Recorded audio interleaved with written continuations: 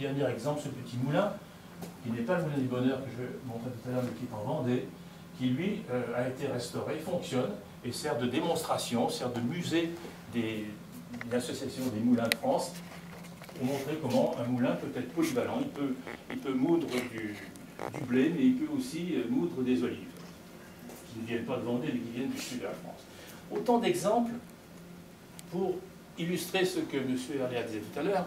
Il y a en France 43 000 édifices inscrits ou classés, donc protégés par l'État, plus ou moins, mais quand même protégés par l'État, au titre des monuments historiques. Mais à côté de ces 43 000, il y en a 500 000 autres, on n'a jamais fait le compte. C'est comme ça, approximatif. Mais il y en a des quantités d'autres qui ont un intérêt patrimonial, qui sont porteurs d'histoire, porteurs de mémoire, histoire ancienne, histoire récente, l'histoire de ceux qui les ont conçus, qui les ont construits, qui les ont entretenus, parfois qui les ont habités. Donc ils ont une valeur, un intérêt patrimonial, et ils ne sont pas protégés par l'État, ils sont souvent à la charge de tout le monde, et aussi parfois à la charge de personne. C'était ça l'idée qui a fondé, qui a été à l'origine de la création de la Fondation du patrimoine. C'était faire ce constat que c'est une richesse, cette richesse patrimoniale est très importante, elle participe au charme des paysages, à la vie de ceux qui vivent autour, c'est un attrait touristique, ça participe à la vie économique, mais il n'y a pas très longtemps qu'on s'en occupe et une grande partie est en mauvais état, était en mauvais état. Donc c'est sur cette idée toute simple qu'a été édifiée la Fondation du patrimoine. Mais je disais, pas depuis longtemps, juste un petit rappel historique, que peut-être il y a parmi vous des historiens plus calés que moi, mais il est étonnant de voir qu'il n'y a pas longtemps qu'on s'intéresse à ce type de bâtiment. On peut dire très simplement, mais c'est une simplification, que finalement le fait que ces édifices aient une valeur publique, ça date de la Révolution française, qui dans la douleur, on peut le dire, et même dans le sang, a commencé par confisquer les biens de l'Église et les biens des nobles. Mais c'est à ce moment-là qu'est née, en France, cette idée de bien public. Encore une fois, dans la douleur et dans le sang, on oublie dans les manuels d'histoire une partie de la Révolution française dont on fera mieux peut-être d'en parler pour montrer comment ça a été terrible. Il a cependant fallu attendre encore au moins 40 ans. Il faut dire que les années qui ont suivi ont été un peu agitées, du fait de l'Empire en particulier, qui avait d'autres préoccupations, encore que Napoléon Ier était conscient de la valeur du patrimoine. Cependant, il a fallu attendre 1830 pour que soit institué dans l'organisation administrative française un inspecteur de monuments historiques. C'était Prosper Mérimée, qui a fait établir une première liste en 1840 de 1034 bâtiments. Et on observe dans cette liste qu'il n'y a que des édifices médiévaux. C'est le Moyen-Âge. À cette époque-là, à ce moment-là, il n'y avait que le Moyen-Âge qui avait la valeur. Le reste, ça valait rien. On ne voyait que les édifices du Moyen-Âge. Après, ça n'avait aucune valeur, aucun intérêt. Et ça n'est que progressivement qu'on a quand même reconnu, et on va aller plus loin dans un instant, la valeur du patrimoine, y compris celui d'aujourd'hui. Le bâti d'aujourd'hui, c'est le patrimoine de demain. Donc ensuite, vous voyez, on n'est pas très loin dans le temps, un peu plus de 100 ans. La notion de monument naturel était inscrite dans les lois en 1906. Elle vient en fait plutôt des États-Unis que de la France.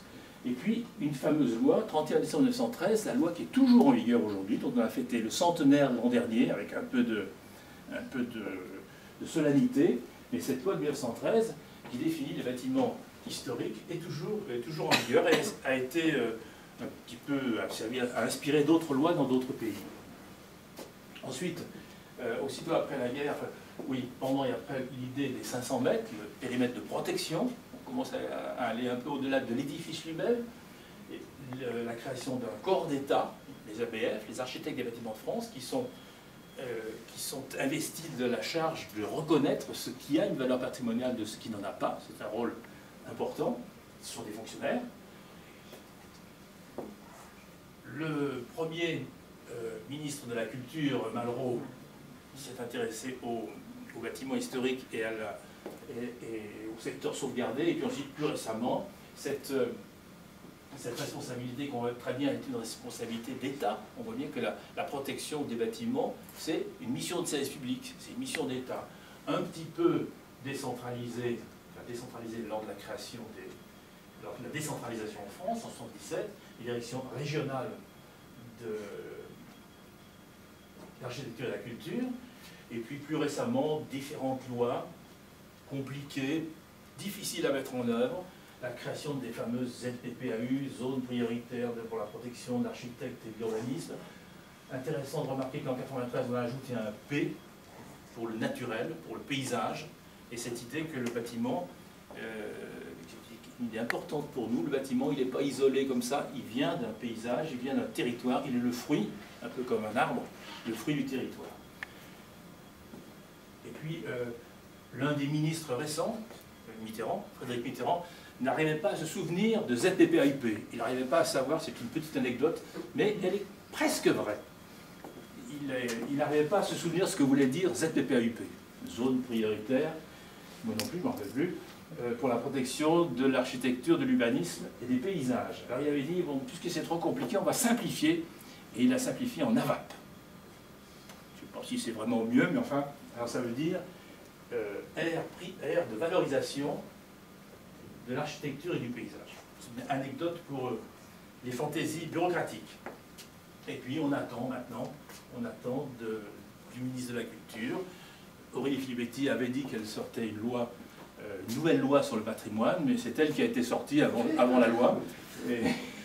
Et sa successeur a repris ce projet, et on attend d'un jour à l'autre toujours une loi sur le patrimoine qui définira ce que sont les bâtiments historiques, ce que c'est que ce périmètre de 500 mètres parfois est inapplicable, et puis l'empilement des règles et des lois conduit à une complexité législative que Kafka lui-même n'aurait pas imaginé.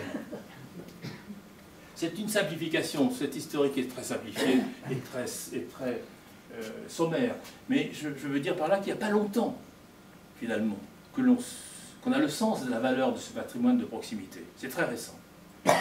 Et en 1996, quand la Fondation a été créée, eh bien, on faisait cette observation que le patrimoine la sauvegarde du patrimoine était un devoir que depuis très peu de temps, un devoir de l'État, une mission de service public, décentralisée, puisque la France était décentralisée, mais qu'il y avait une absence complète des acteurs privés. Et ce constat paraît un peu naïf, mais aujourd'hui encore, il n'est pas rare de rencontrer des fonctionnaires de l'État ou des citoyens français qui disent « Ah ben, c'est l'État qui doit faire ça, c'est l'État qui doit entretenir la petite fontaine qui est devant chez moi, ou bien le moulin, ou le pont sur lequel je passe tous les jours, ou l'église dans laquelle je vais jamais, ou tous les jours, parce que la loi de 1905 a défini ça. » Il y a une quasi-absence de l'action privée, à ce moment-là. Et c'est pour ça que la Fondation a été créée,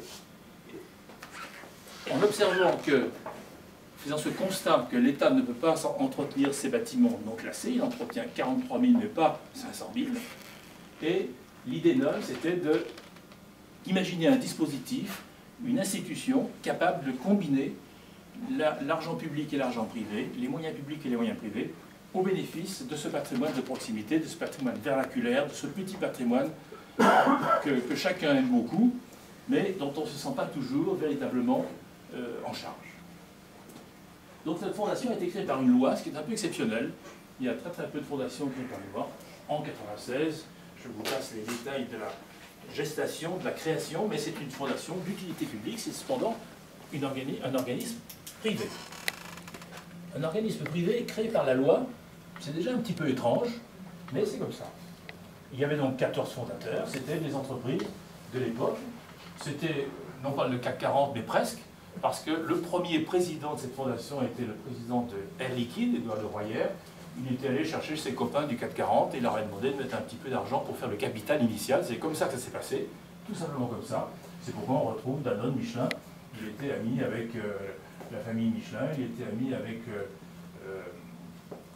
je perds le nom du patron de Danone, Ribou. C'est comme ça que les choses avec Bellon, qui est le créateur de Sodexo. C'est comme ça que les choses sont faites. Un mot, ne lisez pas tout ce texte qui est très long, mais je vais souligner quelques mots qui sont tout à fait importants. C'est le texte de la loi qui a créé la Fondation. Vous voyez, dans la première ligne, elle a pour objectif de promouvoir la connaissance, la conservation et la mise en valeur. Le mot mise en valeur est important. On conserve pour en faire quelque chose. Je reviendrai sur cette idée simple. Il s'agit bien, c'est la deuxième ligne, le deuxième paragraphe, du patrimoine non protégé par l'État, mais elle s'attache à, ça veut dire qu'on peut aussi traiter autre chose, mais on le fait relativement peu. Ensuite, dans ce paragraphe, il est important de voir qu'il y a des mots-clés, puisqu'on voit il y a les mots monument, édifice, mobilier, naturel, paysager, rien n'y manque. En fait, le législateur, je vous montre ça pour vous dire simplement que le législateur a prévu large, tout peut quasiment être attaché à l'objet social de la Fondation. Et ensuite, ce qui est important ici, il y a encore quelque chose, c'est qu'on fait un lien à ce moment-là entre le patrimoine bâti et la formation, la transmission des métiers. Il y a un aspect économique, ça n'est pas isolé, ce n'est pas un hobby, ce n'est pas une passion nostalgique où on regarde dans le rétroviseur. Il y a un lien, et on s'applique à le cultiver, à le montrer, entre la sauvegarde de ce patrimoine et l'activité économique.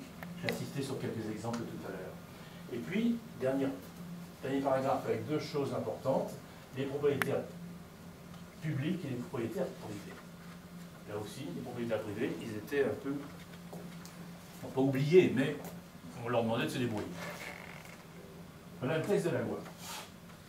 Donc, en quelques mots, pour le simplifier, l'objet social est concentré sur le patrimoine non protégé, sur le bâti, mais la Fondation est autorisée, peut s'occuper de patrimoine protégé, patrimoine mobilier. Je vais donner quelques exemples. Vous avez vu le funiculaire, on peut dire que c'est du mobilier. L'aspect naturel, car encore une fois, le bâti, il ne sort pas d'un chapeau, il sort d'un territoire, il sort d'un paysage, il est le fruit d'un territoire. Mais au fond du fond, la vraie raison de tout cela, c'est l'exercice du devoir de mémoire.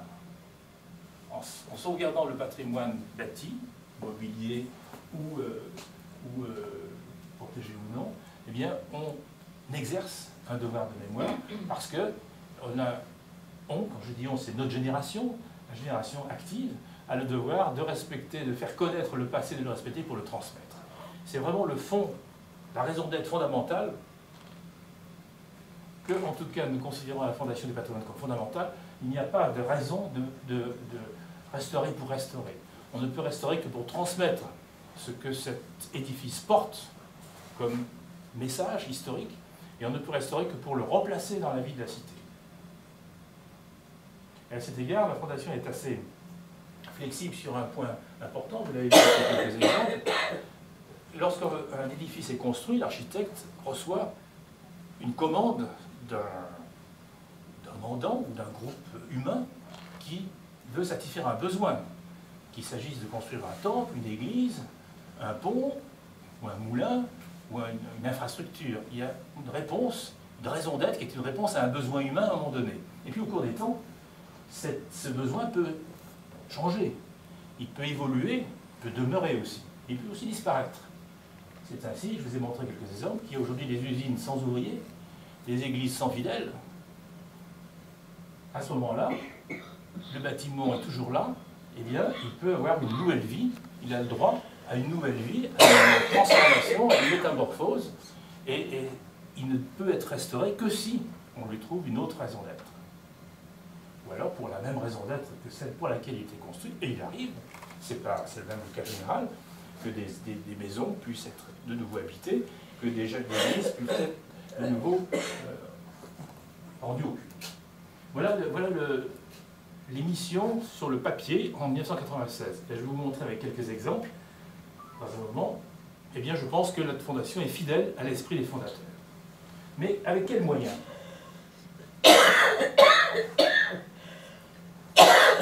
Un mot de l'organisation.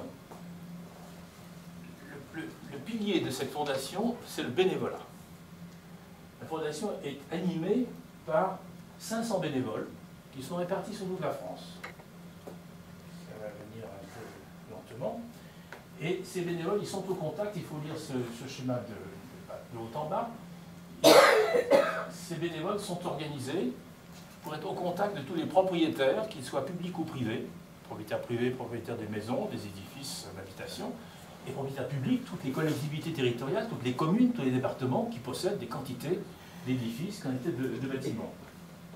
Donc ce contact, il est fait par des délégations départementales, bien organisées, un petit peu comme dans l'industrie, comme dans l'entreprise. Il y a des délégués départementaux et puis des délégués régionaux. Et dans ces délégations départementales, des quantités de bénévoles qui ont chacun un territoire, qui sont souvent natifs de cette région-là, et qui connaissent tout ce qui a été construit, tout ce qui a été endommagé, tout ce qui demande à être restauré, tout ce qui change de main. Ce sont les régionaux d'étape qui sont au contact des propriétaires. Il y a un petit siège, il y a 4 lignes, mais il y a un petit siège. Alors, généralement, on met le président en haut, avec en grosses lettres. Alors, il le sait qu'on le met au milieu, hein, parce que l'essentiel de la fondation, son activité, c'est les forces vives.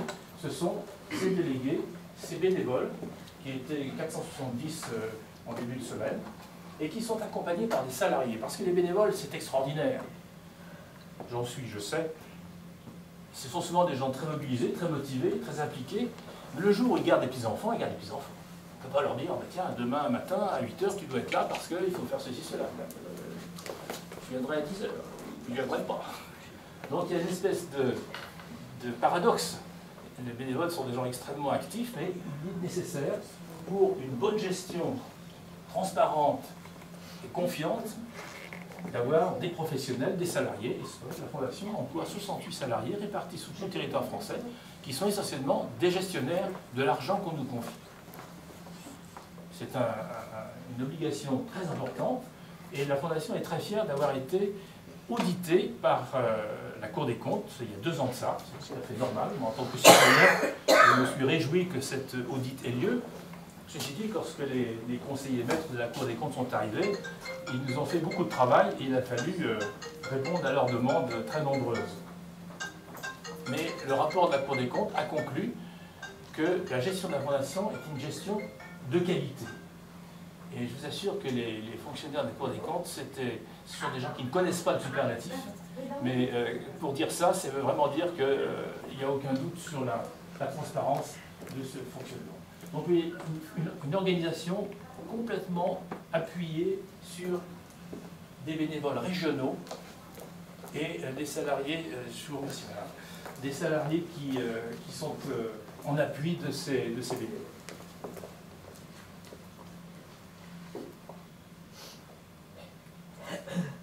Dans les 4 bulles qui sont en haut se situent les 4 types de propriétaires, puisqu'on s'attache à restaurer des bâtiments qui appartiennent à quelqu'un, soit à des particuliers, des maisons d'habitation, ou des maisons ou des édifices privés, soit des entreprises qui possèdent leur patrimoine industriel ou leur patrimoine immobilier, des collectivités locales, c'est l'essentiel de notre partie prenante, ce sont surtout des maires et des présidents de communautés de communes ou de départements, et puis des associations. Assez souvent, les associations sont propriétaires de bâtiments qu'elles ont reçus en legs, c'est peut-être le cas de la Maison Romaine, je ne sais pas, mais très souvent, des associations sont propriétaires de bâtiments qu'elles ont du mal à gérer, du mal à valoriser. Donc ce sont les 4 catégories de propriétaires auxquels on s'adresse, avec une boîte à outils qui est différente. Donc quelques mots, je regarde ma montre, je ne suis pas trop bavard. Cette image pour vous montrer la présence régionale dans tous les départements, dans toutes les régions. Cette carte est l'ancienne, enfin l'ancienne, non, elle est encore en vigueur. La carte en vigueur aujourd'hui, mais ça n'a pas duré longtemps, c'est même voté en réalité. Mais c'est notre organisation avant cette modification des régions, avec des délégations régionales qui sont installées. C'est un bureau qui est souvent hébergé par une entreprise, par une chambre de commerce, par un particulier, par la fédération du bâtiment, bref, qui a trouvé au cours de ces années un hôte pour l'héberger, avec des bureaux et avec ces salariés dont je parle. Donc dans chaque département, et dans chaque région, et puis ensuite dans les départements. Je reviendrai sur cet aspect région et département. Alors, la trousse à outils est tout à fait simple, puisqu'il y a en tout et pour tout 4 outils. Comment est-ce que cette fondation travaille? Eh bien, avec en tout et pour tout 4 outils. Nous divisons le monde en deux, c'est plus simple. Les propriétaires privés et les propriétaires publics. Pour les propriétaires privés, on n'a pas d'argent. Mais la fondation est habilitée à délivrer un label. Mais c'est déjà une troisième particularité de cette institution. Elle était fondée par une loi, créée par une loi. Elle est néanmoins une loi privée et elle a une délégation de service public, elle donne un label. C'est un peu une anomalie et c'est ça la clé de son succès, son secret. Ce label a une conséquence importante. Il permet, aux seules vues du document que la Fondation remet, de défiscaliser 50% du coût des travaux. C'est un puissant levier. C'est un puissant levier. De très nombreuses restaurations d'édifices privés se font parce que il y a cette capacité, cette possibilité de défiscaliser le coût des travaux, se font, ou bien se font dans les règles de l'art, se font bien, se font en respectant le bâtiment, en respectant son histoire, en respectant sa forme, en utilisant les matériaux et les méthodes convenables. Parce que, je vais y venir un peu, cela plus tard, ce label est estampillé, il est validé par les architectes des bâtiments de France. Donc il a une validité incontestable, c'est le corps d'État en charge de ce contrôle. Il a une validité et il certifie que le bâtiment a été restauré dans les règles de l'art. Et puis pour les propriétaires publics, je vais détailler l'un et l'autre. Pour les propriétaires publics, eh bien, 3 outils qui en fait, ce n'est pas 3, mais c'est la combinaison des 3. L'essentiel de notre fonctionnement, c'est de tricoter, c'est de conjuguer